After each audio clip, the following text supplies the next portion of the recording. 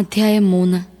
ഒരു ദിവസം 9-ാം മണിക്കൂറിലെ പ്രാർത്ഥനയ്ക്ക് പത്രോസും യോഹന്നാനും ദേവാലയത്തിലേക്ക് പോവുകയായിരുന്നു.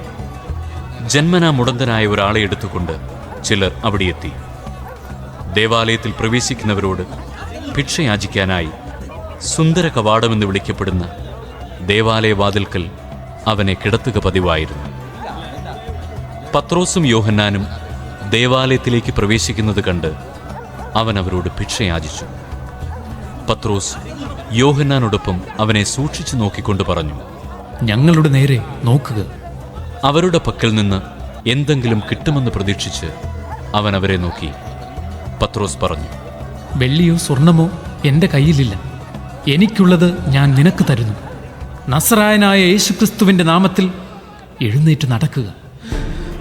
പത്രോസ് വലത് കൈക്ക് പിടിച്ച് അവനെ എഴുന്നേൽപ്പിച്ചു. ഉടൻ തന്നെ അവൻ്റെ പാദങ്ങളും കണങ്കാലുകളും ബലം പ്രാപിച്ചു.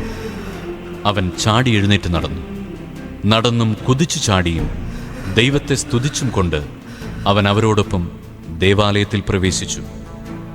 അവൻ നടക്കുന്നതും ദൈവത്തെ സ്തുതിക്കുന്നതും ജനമെല്ലാം കണ്ടു. ദേവാലയത്തിൻ്റെ സുന്ദര കവാടത്തിങ്കിൽ ഭിക്ഷയാചിച്ചു കൊണ്ടിരുന്നവനാണ് അവനെന്ന് മനസ്സിലാക്കി. അവന് സംഭവിച്ച കാര്യത്തെക്കുറിച്ച് അവർ അത്ഭുത സ്തബ്ധരായി. അവൻ പത്രോസിനെയും യോഹന്നാനെയും വിട്ടുമാറാതെ നിൽക്കുന്നത് കണ്ടപ്പോൾ എല്ലാവരും ആശ്ചര്യപ്പെട്ട് സോളമന്റെ മണ്ഡപത്തിൽ അവരുടെ അടുത്ത് ഓടിക്കൂടി. ഇത് കണ്ട് പത്രോസ് അവരോട് പറഞ്ഞു, ഇസ്രായേൽ ജനമേ, നിങ്ങൾ എന്തിന് ഇതിൽ അത്ഭുതപ്പെടുന്നു? ഞങ്ങൾ സ്വന്തം ശക്തിയോ സുഹൃതമോ കൊണ്ട് ഇവന് നടക്കാൻ കഴിവ് കൊടുത്തു എന്ന മട്ടിൽ ഞങ്ങളെ സൂക്ഷിച്ചു നോക്കുന്നതെന്തിന്? അബ്രാഹത്തിൻ്റെയും ഇസഹാക്കിൻ്റെയും യാക്കോബിൻ്റെയും ദൈവം, നമ്മുടെ പിതാക്കന്മാരുടെ ദൈവം, തൻ്റെ ദാസനായ യേശുവിനെ മഹത്വപ്പെടുത്തിയിരിക്കുന്നു. നിങ്ങൾ അവനെ ഏൽപ്പിച്ചു കൊടുത്തു. പീലാത്തോസ് അവനെ വിട്ടയക്കാൻ തീരുമാനിച്ചിട്ടും അവൻ്റെ മുൻപിൽ വെച്ച് നിങ്ങൾ അവനെ തള്ളിപ്പറഞ്ഞു. പരിശുദ്ധനും നീതിമാനുമായ അവനെ നിങ്ങൾ നിരാകരിച്ചു. പകരം ഒരു കൊലപാതകിയെ വിട്ടുകിട്ടാൻ അപേക്ഷിച്ചു. ജീവന്റെ നാഥനെ നിങ്ങൾ വധിച്ചു. എന്നാൽ ദൈവം അവനെ മരിച്ചവരിൽ നിന്ന് ഉയിർപ്പിച്ചു. അതിനു ഞങ്ങൾ സാക്ഷികളാണ്. അവൻ്റെ നാമത്തിലുള്ള വിശ്വാസം മൂലം അവൻ്റെ നാമമാണ് നിങ്ങൾ കാണുകയും അറിയുകയും ചെയ്യുന്ന ഈ മനുഷ്യനെ സുഖപ്പെടുത്തിയത്.